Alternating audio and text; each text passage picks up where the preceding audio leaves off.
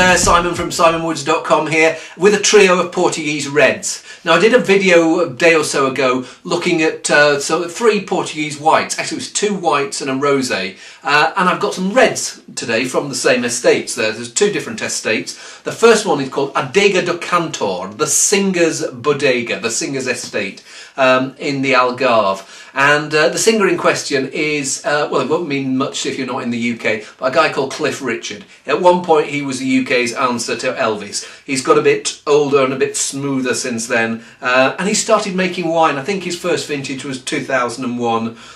He did a wine called Vida Nova, and Onda Nova is a new range for him, and I think it's been out like 2 or 3 vintages now. This is 100% Syrah, I think. So the Algarve is yeah, it's one of those places that's grown grapes for a long time, but only now is really getting a reputation for producing wine that rises above the bog standard. A couple of things I smell. I smell like a roasted character. There's like this roasted red meat character, bit of plums as well, and there's also something called reduction. If you've I've mentioned reduction in some of these videos before.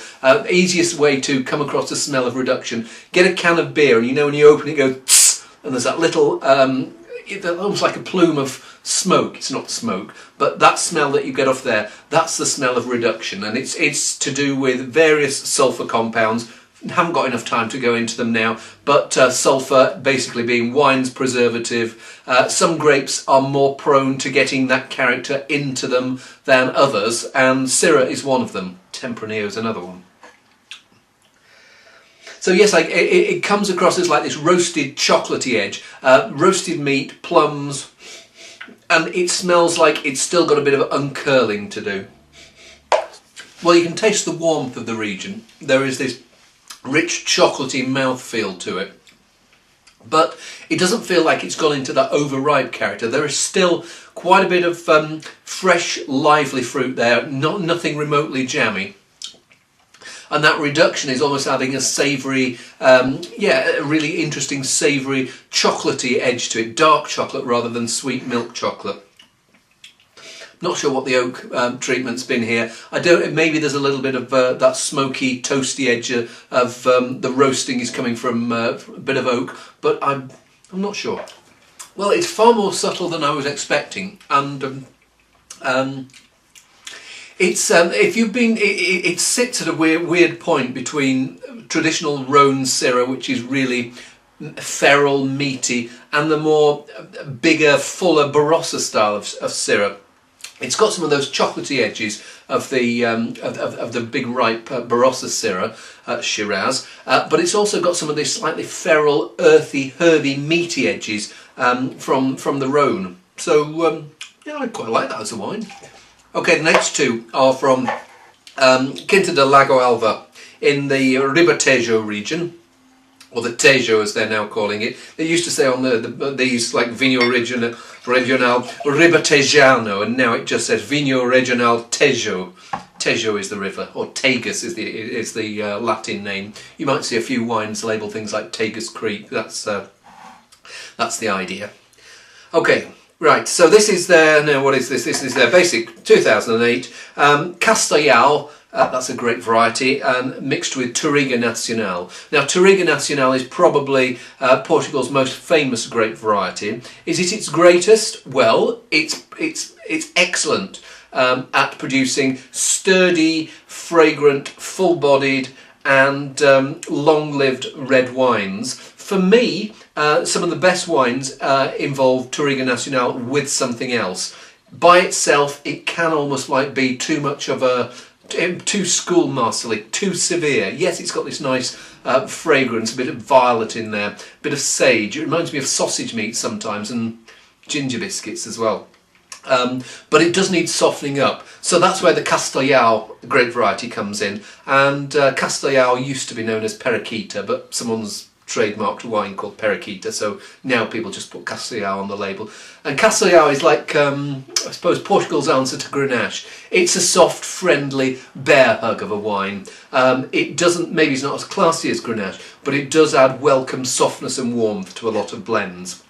Let's see if it's done that with this 2008. Yeah, and it's got this vanilla character. I mean, sometimes you smell the wines like this, and you'd swear that they've been in an oak barrel. As I say, I'm not sure whether this has been in an oak barrel, but often you'll find a hint of vanilla in a lot of Portuguese reds that have been nowhere near an oak barrel, and often it's a sign of this Castellal grape. Yes, it's this warm, plummy vanilla softness. I find it's weird. It does if you're above a certain age, strawberry mivvy lollies. If you think of that style of wine as that mixture of vanilla and strawberry, I get that character coming through here. If anything, I would have preferred a little bit more Touriga sternness to come in there, and because as it is, I find it slightly confected. Not great. Yes, because the finish I'm left with, it's not sweet, as in it's not residual sugar or anything like that, but the flavour I'm left with is this slight edge of confection. But for those who've been brought up on cheaper Australian Syrahs, Shirazes, and yeah, that soft, smooth style of Californian red wine that you get at the cheaper end, it's a nice step up to come to here. Get something with a little bit more personality, but certainly within your frame of reference. For me, I'd like something that's a bit more, I don't know what the Portuguese for cojones, but I think I wish it had a few more testicles. Okay, Quinta de Lago Alva Reserva. Now this is a slightly different blend here, yeah, completely different blend actually. Alfrochero is the main grape variety here. Now, Alfrochero, what would be an equivalent? Well, Alfrochero is like a... it's got quite a stern profile, quite a lot of acidity. It always keeps its freshness really well, and it's got a slightly what I call ashy feel to it. That you can feel like an ashy, mineral, volcanic edge coming through in a lot of the wines. It always feels pointy. Alfrochero by itself, it's not quite as a classy a grape as Touriga Nacional. Alfrochero for me needs fleshing out with something, and the grapes I've used here: Cabernet Sauvignon and Syrah. Now this area, what used to be Tejo as we now call it, has got quite a lot of a lot of Portugal you go, and they're very much focused on the traditional grape varieties. But the Ribatejo is one of those places, and certainly the Extremadura region next to it, which is now part of what they call Lisboa. Far more sensible calling it, relating it to the capital than to Extremadura. But yes, those two regions, this bit of central Portugal, they do grow a few more of the well-known international grape varieties than maybe in some other parts of the country.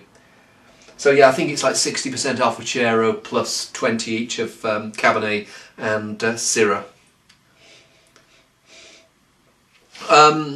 Yeah, red fruit, dark fruit. It feels like it's on that black cherry, red currant.